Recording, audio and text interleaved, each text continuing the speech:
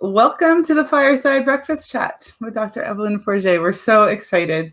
I am Megan Reed. I'm the Executive Director at Vibrant Communities Calgary, and we are the stewards of the Enough for All Poverty Reduction Strategy, which is sort of owned by everybody in our community. And basic income is definitely one of the major levers that we highlight in terms of being able to reduce poverty for the long term in our city and in our country. We are proud to host this event as part of the TEDxYYC Reimagine event, and we hope that everyone can stay for the day. I would like to acknowledge and honor all of those who live in Calgary, or as we say in Mohkinstsis and Blackfoot, and who make our homes in the traditional Treaty 7 territory of the Blackfoot Confederacy of Siksika, Kainai, Piikani, and the Stoney Nakoda and Tsuut'ina nations. We also acknowledge the Métis peoples and the Métis Region 3, as well as the settlers who call this land home in southern Alberta.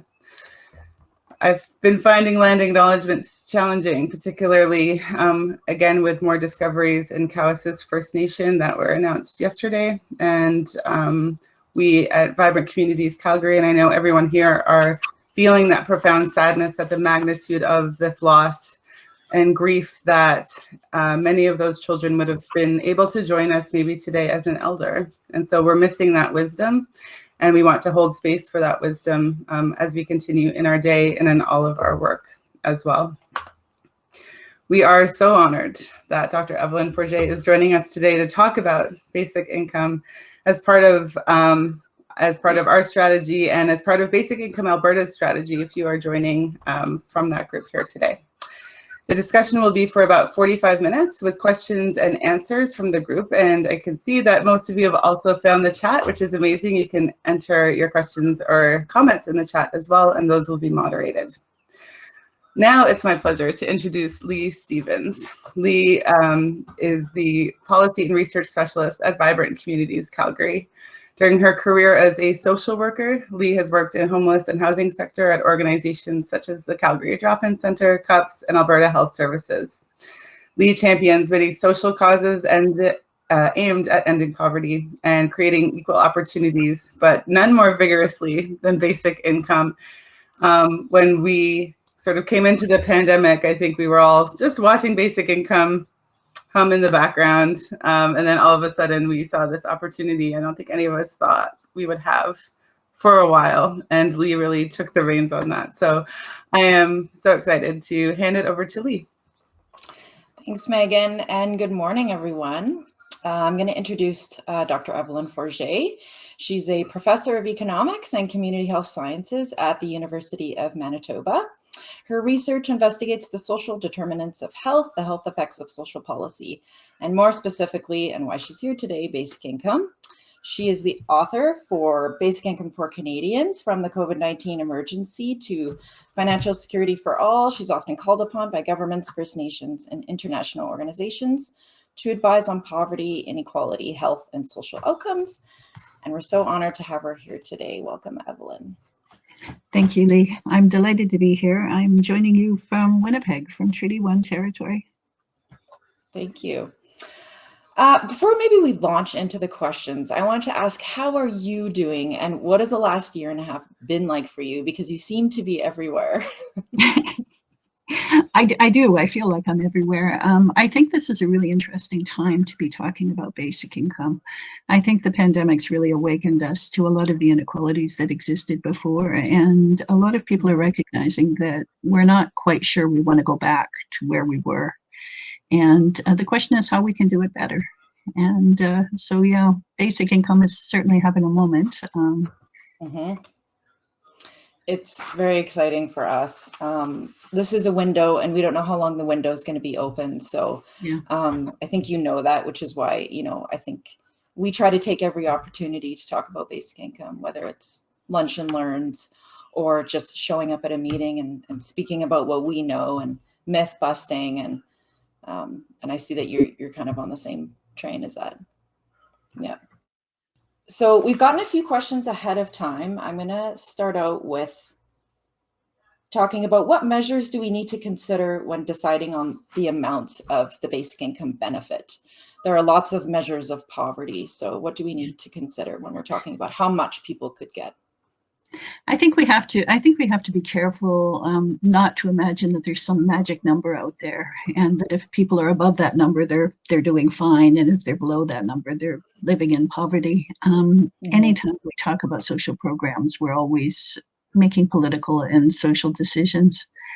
But I mean, I think one way to approach it is to think about some of the other social programs that we've already got in place. And one of the things that's happened, of course, during the pandemic is that I think the government, either the federal government, either intentionally or unintentionally, set a new benchmark with the $2,000 a month strategy under the CERB. And I don't think that's what they had in mind when they set that, but certainly people are asking whether $2,000 a month is the new norm of what it costs to actually live a reasonable and decent life in Canada. Before that, I think we were looking at other social programs. When Ontario ran its basic income guarantee experiment,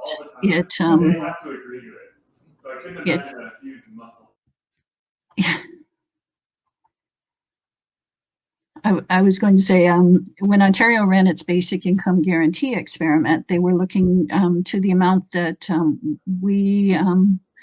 we expect seniors to live on if they have access to no private resources between the OAS and the GIS, and they were looking at that number, which is about $17,000 or $18,000 for individuals. So I think somewhere between those two norms is what people are looking at as a basic guarantee. Absolutely, and when we look at the market basket measure, the $2,000 a month is very close to the market basket measure, which just happens to be the official poverty line. So Exactly. I'm sure they had that conversation when they were deciding on the CERB amount. You have to wonder. How do you envision a basic income would impact people already on disability benefits like AISH here in Alberta? Well, AISH is a wonderful example, and I'm glad you asked that, because I think one of the criticisms that basic income advocates often get is that if we introduce a basic income, it's going to hurt people on disability. And I certainly don't know any basic income advocate who would like to take any benefits away. So I think it's important to think about those programs and think about how a basic income would impact them. If you think about the AISH, for example, or any disability program, any provincial disability program, it really consists of two parts. On the one hand, there's income replacement, the amount of money you get every month to pay the rent and put food on the table and clothes on your back. And then there are a lot of other benefits that tend to be tied to it, things like special supports for people with disabilities. And I think that one of the things that we have to look very, very seriously at as we move forward is delinking those two programs. If people have a disability, if they have particular needs, they ought to be able to access those special programs, whether or not they're receiving income replacement through a disability program. So if you think about somebody in the workforce, for example, somebody who's working, if they have a disability, they ought to be able to access those resources. Right. So if we delink those two programs and then only look at the income replacement part, AISH is really a nice example of what a basic income might look like. The level of payment is actually quite close to the $2,000 a month. It treats earned income in a much better way than most provincial income assistance programs do. There's a large allowance before your benefit starts being reduced, and then when it is reduced, it's reduced very gradually. You can amass assets, you can save money, you can invest money on the program without losing your benefit. If you receive a gift from a family member, your benefits aren't cut, as they are in many provinces on income assistance. So it's actually a very nice program. And so in some ways, I think what we'd be looking at is trying to extend the kind of program that exists for people on AISH to everybody who needs it, everybody whose income is low enough to qualify for support. Absolutely. I think we're on the road to income support with programs like AISH. And basic income is like that last mile. It is. It's the hardest part, because if you think about it, we have a basic income for families with kids under 18. The Canada Child Benefit is a basic income.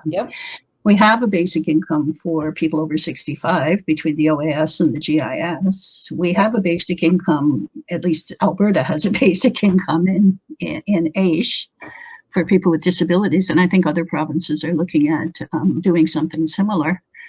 The hardest part, of course, are working age adults, and those are the people who tend to get left behind. And I think that's where the greatest need really is in society right now.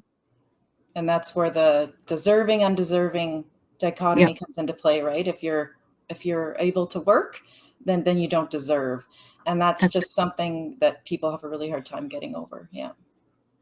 That's right. And I think one of the things that, you know, I think that there are a lot of challenges for us when we start thinking about that. One of the things we have to do as a society, I think, is to cast our mind a little more broadly when we think about work.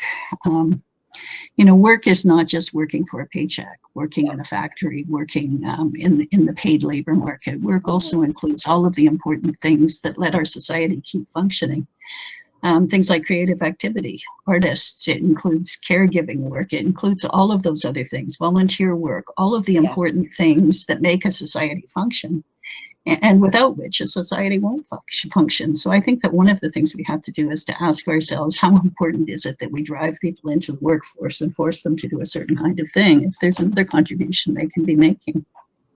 I think that's the right word to use. That's the word I use, is it's a contribution to society. And, you know, we do a lot of advocating for income assistance reform. And I wish that they kept track of the volunteer work that people do when they're on income support, because that's a contribution that's not being tracked. And from my experience as a social worker, a lot of people on income support are busy all day volunteering, helping their friends, helping their family, helping their neighbors. I had one person told me they received too much money from their good food box. They received, too much food from their good food box order, and they hopped on the city bus and spent 3 hours dropping off the extra food to their friends who they thought needed it. And, you know, just going above and beyond, you know, that sort of thing, that is a contribution to society that is going untracked, and they're barely making ends meet, but they're helping out their community. They're trying to make the community a better place. So, and I think it also gives people the time to work on social change. People with a basic income have the time to participate in social movements and to fight for changes in some of the deeper injustices that exist in society. Absolutely. Okay, I'm just dying to ask you, what was your reaction to the BC report? Well, on the one hand, I think we have to remember that this is a provincial report, and I think most provinces in Canada certainly don't believe themselves to have the fiscal capacity to offer a full basic income. So they're limited. I mean, a province can't change federal tax policy, for example. So in some ways, I guess I wasn't surprised. Some of the recommendations they made for reforms are good recommendations. Yeah. I think my biggest disappointment was that it seems to be based on the premise that most of the programs we have are pretty good, and all we need to do is to tweak them. And I think that the biggest limitation of the existing programs we have is that they would like to put us all into little boxes, to design particular programs for particular groups of people. And they perpetuate that view of the way social programs should work, and in fact, push it even further. When I think about, my students are a good example. I teach at a university. My post-secondary students are also parents. Some of them are single parents. Many of them are working 2 and 3 jobs. Some of them are working precariously. Many of them have disabilities. It's not so easy to say these people are disabled, they need this program. These people are leaving a violent relationship and they need this program. These people, you know, are low-income workers. we're all many things. Certainly over our lifetimes, we fit into different boxes, but at any point in time, we're different. We fit into different boxes. And I think that one of the advantages of a basic income over the way we've done social policy in the past is it recognizes that, the one fundamental thing everybody needs is enough money to put food on the table, a roof over their heads, and clothes on their backs. Yeah. Once you do that, then you can start looking at particular programs to layer over top to meet particular needs. But we need that fundamental guarantee. I agree. I think that they made a lot of good points, and there was a lot of good recommendations in the paper, but they came to the wrong conclusion. Yeah. Is how I felt about it. And when you talk about targeting so much all of the social programs, they do the same thing in housing that always irks me. Particular building is for single moms, and then there's another building for families, and then there's another type of housing for singles, and then they don't realize that people change throughout their life. You might be single at one point in your life, but then you might be a couple, and then you might be a family, and then you might go back to being single, and you shouldn't have to move every time that happens. Well, actually, let me tell you about a program that I'm very proud of that we have in Manitoba, and we've had since 2014. It's called Rent Assist. And it's more than a portable housing benefit. Rent Assist is actually a small basic income, right? It's the amount of money it's available to people in the workforce, people who aren't working. It's available to everybody based solely on your income. The amount of money you receive depends on the median price of housing. So whatever the rent is for an apartment and the amount of money you receive, the difference between the two. But you don't have to produce receipts. In fact, you don't have to use the money to rent an apartment. If you want to, spend the money on whatever you want. Once you get the money, it's yours to make the decision. So they avoided the very dangerous term basic income, which I think is politically challenging. But it's a very nice program, and it's within the capacity of, Manitoba's a have-not province. It's within the capacity of any province to offer something like that. It's too little to live on. It's too little to replace income assistance, but it certainly is a help. And so I think that there are many things they could have done in that report that would have moved things forward. Yeah, it's a step towards a basic income. Another one. Okay, let's talk about wages. I get this question a lot about how a basic income would impact wages, and what has been the reaction of unions and labor groups because of this? Well, let me answer the second part first. I've been really gratified over the past year to see the number of labor advocates who are coming on board with basic income. The Steelworkers Union. Yes, I was just thinking. To see that in PEI, where there's an all-party agreement to implement a basic income, they would like very much to have a basic income. Yes. CUPE, which represents government workers, is on board. They're very supportive of the idea of a basic income. So I think that there's quite a lot of union support. It's been slow in coming, but I think that there's a growing recognition that basic income, to the extent that it has an effect on wages at all, is going to enhance those wages. And if you think about it, Andy Stern, who's an American labor organizer, argues that basic income is a permanent strike fund. It gives workers the opportunity to walk away from demeaning and dangerous work. And to some extent, I think we saw that with the CERB. We saw people refusing to work in meatpacking plants in Western Canada, for example. Not so much because the wages were low, but because their employers couldn't keep them safe. If they had access to the CERB, they weren't forced to undertake those kinds of jobs. So I think one thing a basic income will do is to put a little bit of pressure on low-wage exploitative employers and ask them to clean their act up a little bit. So to the extent that it has an effect at all, it's going to be a positive effect on wages. It's consistent with higher wages. I know that, I keep coming across critics of basic income who argue that it lets employers off the hook and employers would reduce wages, but there's no logic behind that. That just makes no sense at all. Can you explain a little bit about the difference between how the CERB was designed compared to how we would design a basic income, that earning exemption rate? Because with CERB, if you earned more than $1,000, you lost the CERB completely. Yeah. And can you talk a little bit about how that impacted people trying to go back to work while on the CERB? Yeah, I mean, you'd be very, very foolish to accept a job that made you lose your entire benefit. I think that one of the key features of the basic income is that there's a very gradual phase out as your earnings increase. Mm-hmm. So the idea behind a guaranteed income, for example, is that for every dollar you earn, your benefit is reduced by some portion significantly less than a dollar. With the CERB, by contrast, initially, if you earned anything, the entire benefit disappeared, and then there was $1,000 earning. As soon as you earned $1,001, you lost the $2,000 benefit. So you'd be working for $1,001 and $999 less well off than if you weren't working at all. So that kind of barrier, that kind of trap in social programs is, I think, one thing that basic income is really well designed to overcome.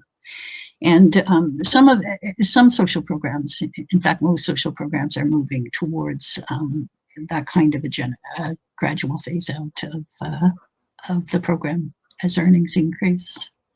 Yes, that's something we're working on too. You explained it really well in your book, and I actually borrowed. I think you gave the example of a daycare worker making minimum wage and why it wouldn't make sense for her to go back to work if she was on the CERB. And I thought that was so interesting, and because it talks about the welfare wall, and I hope that it makes people question the clawback rates within our current income. With the exception of AISH, the clawback rates in all the income support programs across Canada, I'd say, are too high.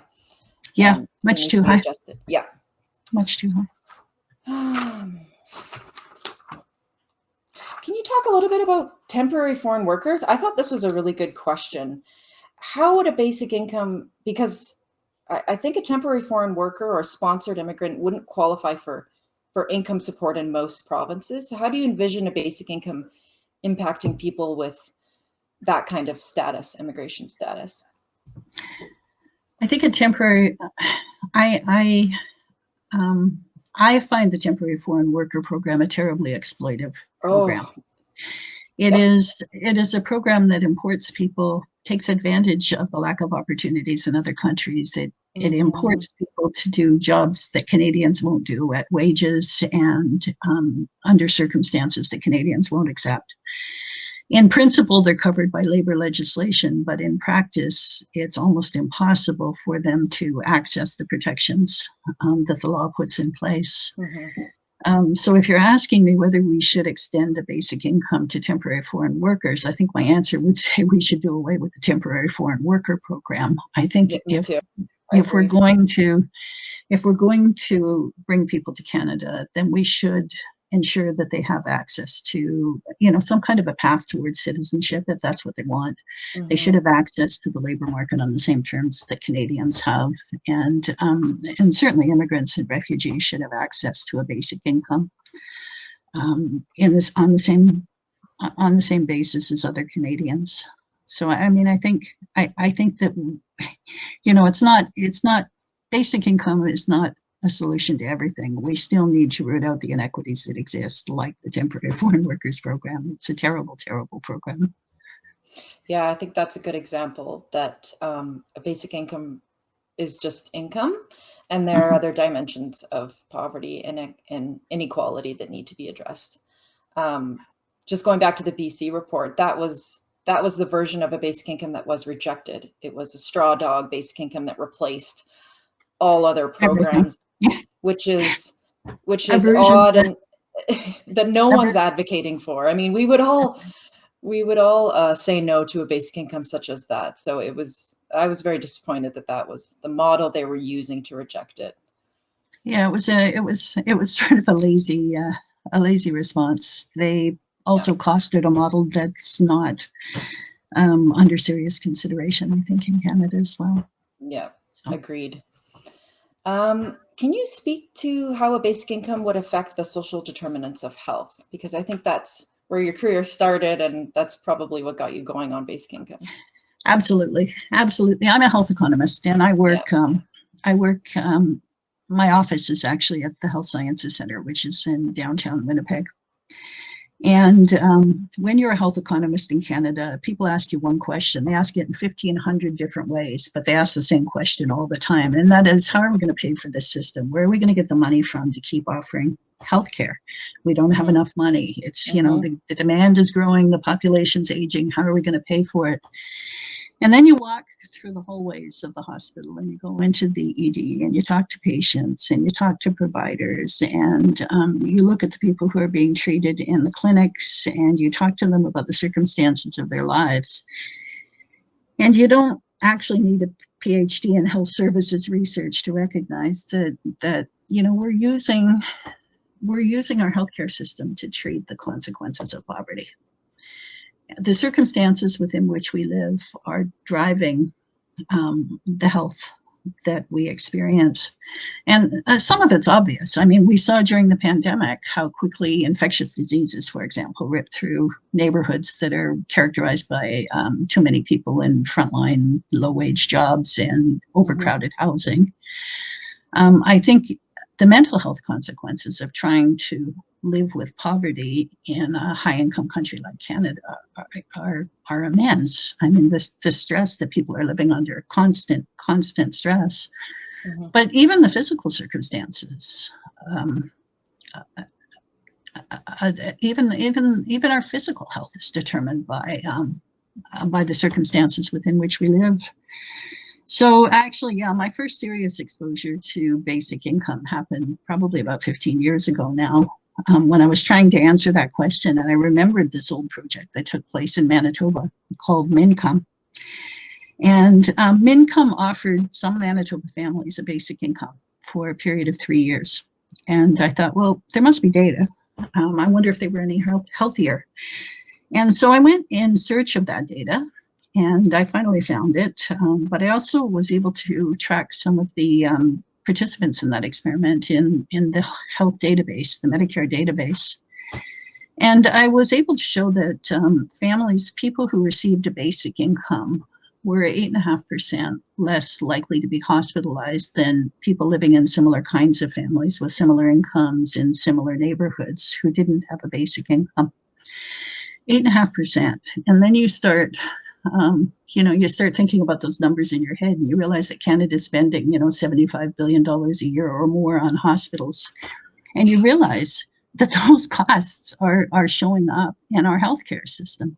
You think, is this a reasonable thing to do? I mean, is it reasonable to wait until people get sick and then to bring in all of the, heavy artillery, so to speak, to try to keep them alive after they've gotten sick? Or should we ensure that people have enough money to live in reasonable places and to have reasonable diets for their entire lives? And so that was really my first exposure, my first serious exposure to basic income. But if you think about a lot of other social programs we've got in place in Canada, they're all mopping up the effects of poverty. You think about criminal justice. 80% of women who are incarcerated are there for poverty-related crimes. 80%. It's expensive to keep people in prisons, and it's not only not just, it doesn't even make financial sense. If you think about child and family services, the greatest reason for kids being taken away from their parents is neglect. Well, it's really hard to tell the difference between neglect and poverty sometimes. Ensuring that families have those resources to keep their kids safe, to keep their kids healthy, it makes financial sense as well as compassionate sense. Yeah, we found that the economic case sometimes resonates better with elected officials and leaders. So that is why in 2012, VCC, we did a cost of poverty report where we were able to calculate that poverty costs Alberta between $7.5 and $9 billion a year. And that was really just conservative estimate, tip of the iceberg. And, I know it's been many years since we've published that report, but we still reference it quite a bit, just to let people think critically about that.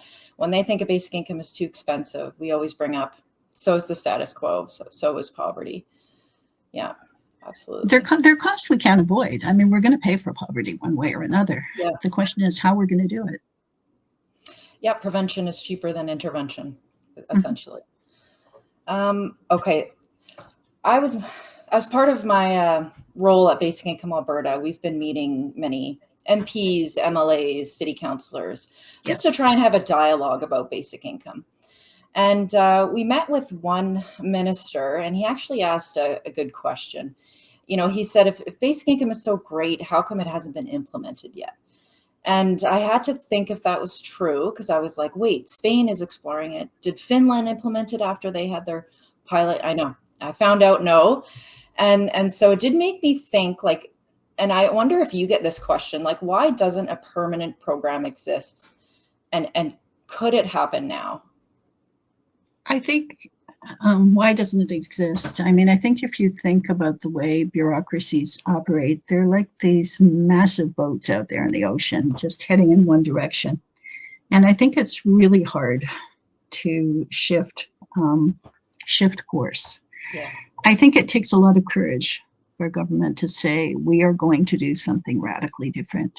And, governments have short mandates. And I think that that's a real challenge we face. I do think that we are moving towards basic income. We've talked about a number of examples that already exist in Canada, small scale basic incomes. But I also note that there's an awful lot of grassroots support for the idea of basic income, and it's coming from so many different directions. The final report on missing and murdered Indigenous women has a guaranteed livable income as one of its calls to justice, a guaranteed livable income for all Canadians. Yes. As one of its calls to justice. As I said, we've got labor advocates coming on board. Every time there's a poll, 70-80% of Canadians say this basic income thing seems to make a certain amount of sense. So there's a lot of pressure. If you think about federal political parties, the Leah Gazan had a motion. The Liberals introduced a motion and just had second reading of the bill in Parliament. Yes. Which will die, of course, when Parliament rises for the summer. But I mean, it's there, and the discussion is there, and it's beginning. It's starting. The Green Party, the NDP, some support in the Liberals. There's been certainly some interest among Conservative members of Parliament at the federal level in a basic income as well. So I think people are starting to see the sense of this, that it's not a utopian fantasy. This is something that could happen. It's something that's feasible. The Parliamentary Budget Office did its costing studies, and the numbers are starting to look like something that could conceivably happen within Canada. And you think, well, if this is something we should be thinking about, it's something we need to talk seriously about. Is it going to happen imminently? I don't see it happening within the next year or two, but I do think the pandemic has certainly awakened us to the possibilities that we can do a lot more than we have done in the past, and we can do things a lot better. And I had hoped at the beginning of the pandemic, I really hope that a lot of the people who found their lives improved by receiving the CERB and the CRB would keep that in mind when we start thinking about what happens afterwards. And I hope that that's true. I hope Canadians' eyes have been opened, and people have awakened to the fact that things can happen to you that you have no control over, that people aren't responsible necessarily for the circumstances within which they find themselves. And giving them a little bit of a boost, giving them an opportunity to build their lives back is a really important part of what it is we have to be doing. Absolutely. And there's no going back. Now, I know of so many people that just learned about basic income in 2020 that never heard the term before, never knew what it was. And I'm sure that's the case for thousands of Canadians. So there's no going back, because Canadians know what a basic income is. Now they can envision a new possibility, and there's no going back from that. And I also want to bring up Tommy Douglas and universal healthcare. Did he get to see the benefits of healthcare before he left office? I wonder.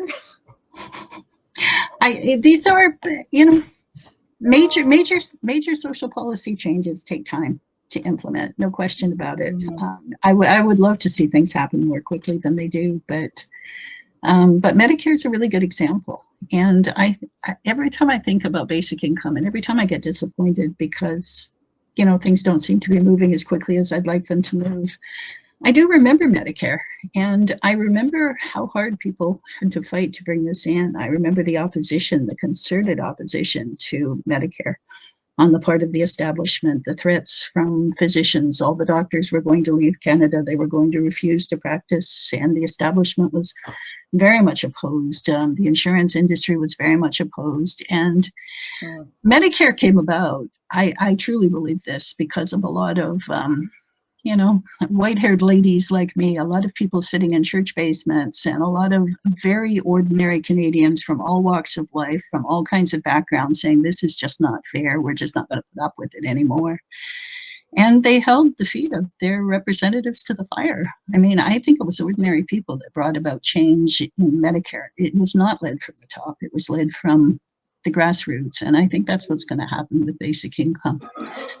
I think that, again, young people entering the workforce are facing such a different set of opportunities than I faced, and certainly than their parents, their grandparents faced. They're going to demand something better. And, I think that that's how we will bring about change. That's how we will bring about basic income. How important is it that people meet with their own MPs and their own elected officials? I think tremendously important. Go ahead. Sorry. I was just going to say that I decided to have a conversation with my MP about basic income because I was all fired up about Bill C-273, and I was like, man, I can't believe I haven't even asked my own MP about this. Like, does she even know what basic income is? And it took me about 3 or 4 months to finally get that 15-minute phone call with her. And I think her office tried to cancel the appointment with me about 10 times. I think she sent me an explanation of where she stands and, do you still want to have this meeting? And I said, yes, I do. And then I got another email because I'm really pretty sure where I stand on this. Yes, I do. And I've heard from friends and colleagues that they're going through the same thing. And I'm trying to tell them to keep at it, because if you could just get, face to face or on a phone call, then you could explain where you're coming from. And I just think that's so important. I do think it's important. I think it's important for individuals to do it. And I also think it's important that we leverage all of the communities that we belong to. I was called by a couple of faith groups in Winnipeg. And as you may know, the United Church, the Anglicans have taken this on as an important aspect of what they're doing. We've gotten a lot of support from Muslim women, from various groups, and members of Parliament who aren't all that keen to meet with me are perfectly prepared to meet with representatives of faith groups, and they're perfectly prepared to meet with social clubs and with social organizations. So we need to leverage all of these organizations that we belong to. We need to make sure that it's part of our mandate to support the idea of basic income. So much of what we do, I think, is consistent with the idea of empowering individuals to make decisions about their own lives and ensuring that people have the resources they need. Basic income fits into that. And if it fits into that, it should be an explicit part of what it is we do. And everybody should be aware of that. Our members of Parliament should certainly be reminded on a regular basis that we're watching them. We know what they're doing. We know what they're voting. We know what they say in Parliament. And we're not going to forget that come the next election. Mm-hmm. Absolutely. We're coming to the end of our advanced questions. I think I've asked them all. So maybe we should go ask Stephanie or Kurt. Do you guys see any questions rolling in that we haven't talked about yet? I see a ton of activity in the chat here. Oh, someone says, I feel anything less than $2,500 per month is below the bare minimum. This amount would be enough to pay rent, buy basic food, and pay for transit. Yeah, and what's important with that is to remember how little people are receiving in most provinces from income assistance. So $2,500 is a substantial increase, a really substantial increase. Absolutely. I did a graph of, because we've had incremental changes to our benefit rates in Alberta. They've gone up a little bit here and there over the last couple of decades. But when you actually compare it to the poverty line, it doesn't even come close. And yet what's interesting is when you look at the regulation and the purpose of these programs, they actually say in the regulation, it is intended to provide for food, shelter, basic needs, medical expenses. And I'm like, these programs have never met their intended purpose. They're not even meeting their own policy goals. And no one's really calling them on this because it's welfare. And it boggles my mind that they seem to be perfectly content with continuing along, running these programs so far below adequacy, and yet claiming that they are intended to meet basic needs, I think is what's very frustrating.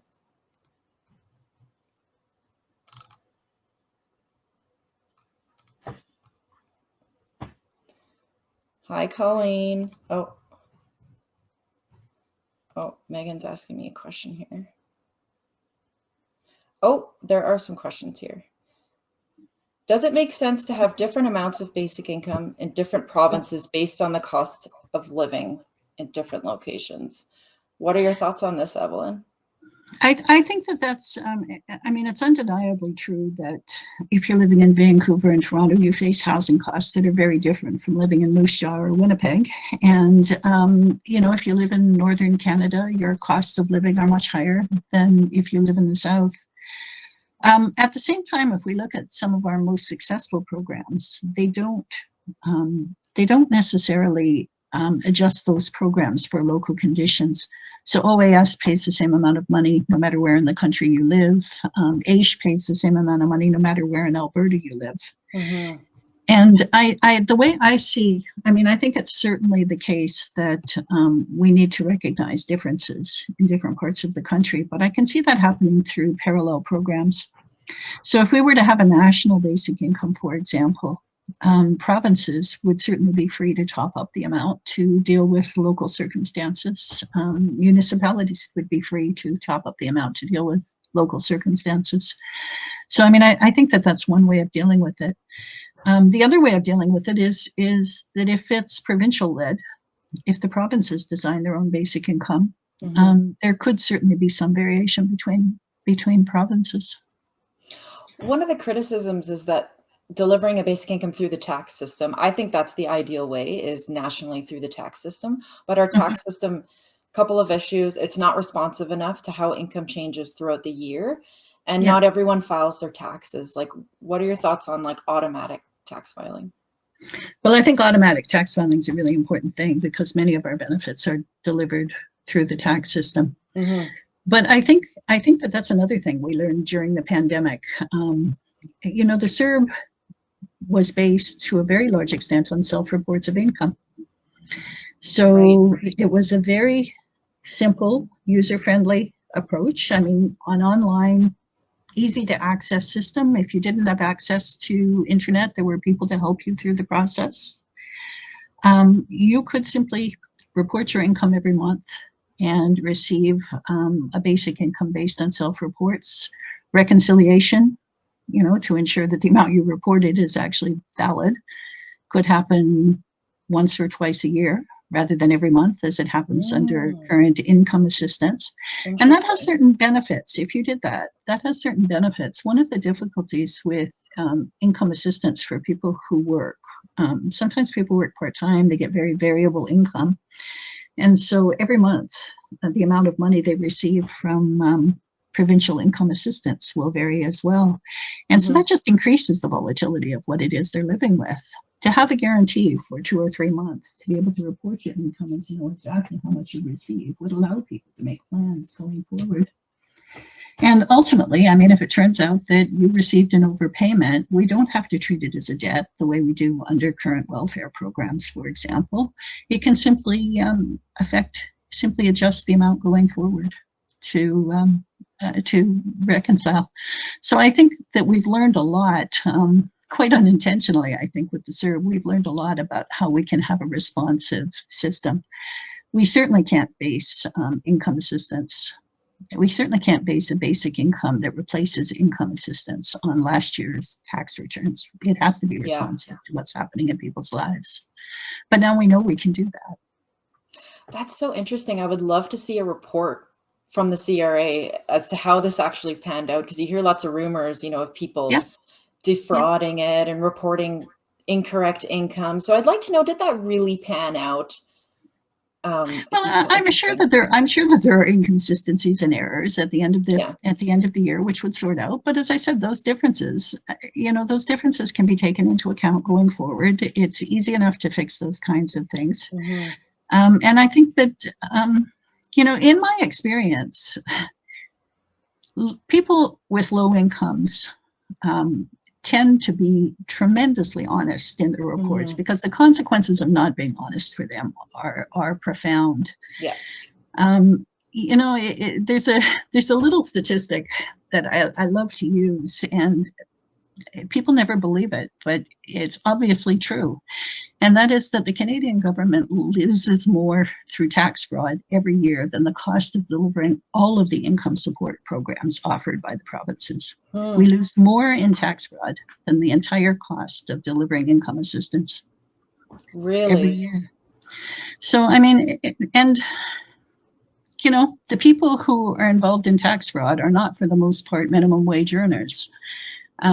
Certainly the money lost in tax fraud are high income earners. A great deal of our income tax system is based on trust, but that trust is extended to high income earners, not to low income earners, who we police profoundly.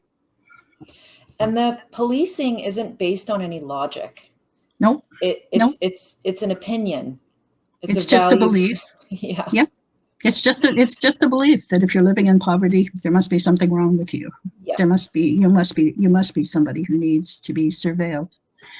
And the reality is, I can give an example from my own tax history. I sold a rental property and made a capital gains on it. And I was so terrified of being called in by the CRA and going through a big audit. I tried to figure out how it was. So I had the property evaluated, and I had a stack of documentation like that to justify the capital gain I made on it.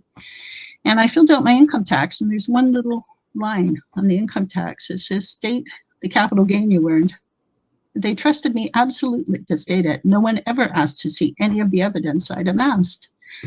Well, if you think about capital gains, there's an awful lot of money in capital gains taxation. It's not taxed the same way as employment earnings, from what I understand. Absolutely not. It's taxed at half the level of labor earnings. Interesting. I think that's a recommendation in that report that you were one of the authors, the Royal Society of Academics, Recovery from COVID-19. I feel like there's an explanation about that in there. I found that very interesting. But how much revenue the government could gain from if they taxed capital gains as they taxed employment. Absolutely. Capital gains and dividends. Investment income is certainly taxed at preferential rates relative to labor income, relative to other sources of income. So there are a lot of sources of income that we can find, a lot of sources of tax revenue that could support this kind of a program. So interesting. What are your thoughts on the Canadian disability benefit? I've been in a little bit of contact with disability advocates who've been working on what this program should look like. I think it's a very exciting set of opportunities, and certainly they would like to build into it some of the best features of a basic income, I think. So I think that's a great opportunity. Based on the principles of a BI, you could even say. Yeah. This is another question we get. So we know there's proven evidence that a basic income produces better health outcomes, but is there any evidence on the cost savings to our healthcare system? No, anything like that. There is a study underway at the University of Saskatchewan that's looking at downstream savings in various social programs. So hopefully we will have that data, but no. Because that is a question that we get quite often. And I have a phone call with MP Michelle Rumpel shortly after this, and she's the health critic. So I would really like to give her some numbers, but I'll tell her they're coming. And as soon as we get them, I'll send them off to her, because that is a question we get. And again, that's the economic case, right? It resonates. It's if we can show that, we can not only improve people's lives and reduce poverty, but we can also save some money from our healthcare system. It just I think if you look at things like healthcare spending, what you're looking at is, this sort of runaway expenditure that's increasing exponentially over the years. What a basic income will do, it's not so much that it will generate cash that can be used to pay for a basic income, but it will slow the rate of growth, I think, of costs in the healthcare system and in other social programs. Absolutely. Justice, I think, is a big one. Yeah, absolutely. System as well. Yeah. I feel like there's more openness to systemic change, like talking about just recovery overall. I don't know. And there's so many people engaged, and they want to talk about systemic change on a level that I've never seen, or maybe that's just the world I live in. But yeah, it's kind of exciting. I hope that that's true.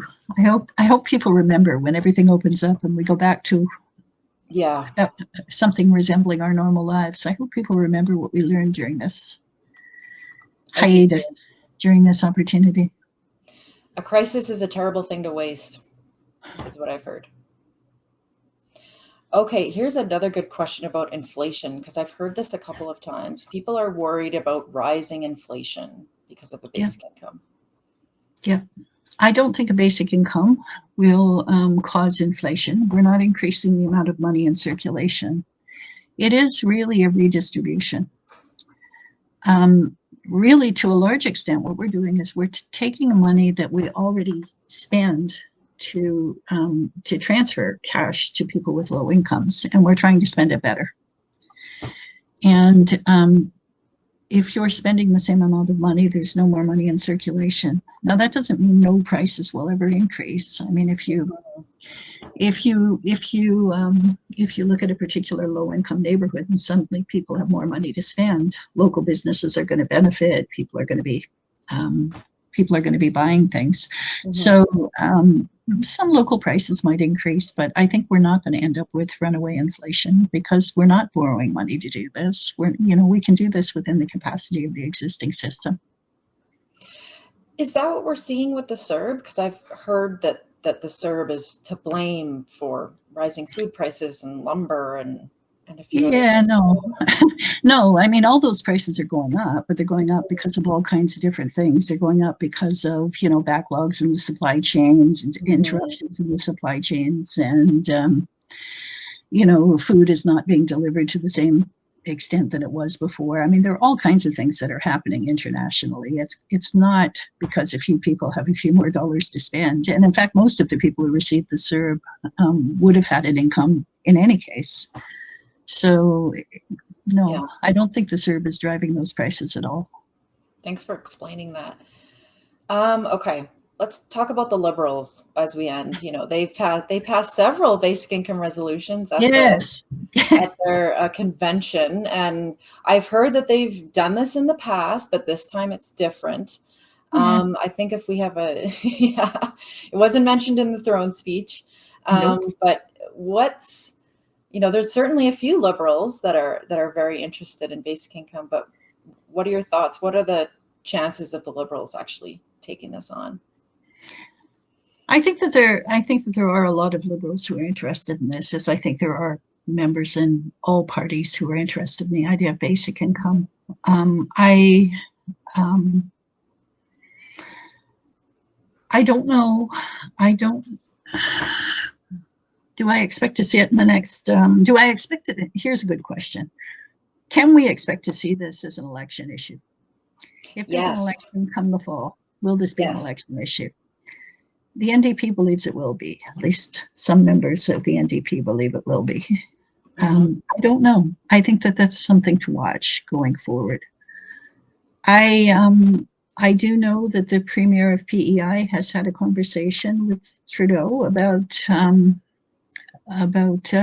using PEI as a test site for basic income. I don't know what the nature of that conversation was, but I do know that they talked.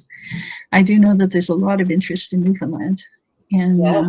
doing something in cooperation with the federal government as well. So, I mean, I think that there are a lot of provinces who are pushing. I think that we are now in a situation, if you look at the fiscal state of the provinces in this country, most of the provinces are very close to bankruptcy. So something is going to have to happen. I mean, somehow money is going to have to be transferred from the federal government to the provinces, or they'll have to take over some provincial responsibilities. So I think that there are opportunities. But you're asking me if the Liberals have the courage to move forward on this, and I can't answer that. I don't know. Yeah, I know that people who vote Liberal, many people who vote Liberal, are disappointed in the lack of courage, I think, in some areas. So it'll be interesting to see what happens. Thank you for that. What's your opinion on symbolic basic income resolutions from municipal governments?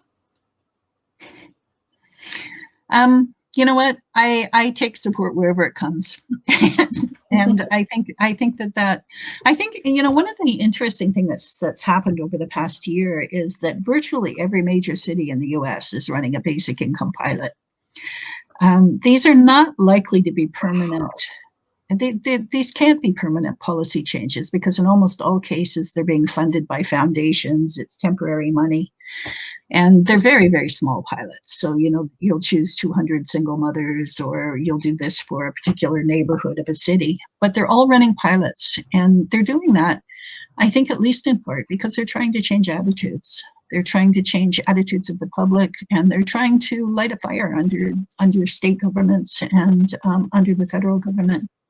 So I don't discount what municipalities do. I think municipalities can and should play a larger role going forward. And so I think that that's a very positive thing. Thank you. We have an election coming up for Edmonton and Calgary in October. So we're thinking about that, because we might have a new council. We've approached our council in the past and they weren't really feeling it, but things might be different. And yeah, I've certainly changed my mind. I was reading the Kingston motion. I think Kingston was the first municipality in Canada to have one. And I think that really made a difference with getting the Ontario pilot going. So, yeah. Well, I think we've reached the end of our time. Stephanie or Kurt, do you guys have any instructions for participants before we end?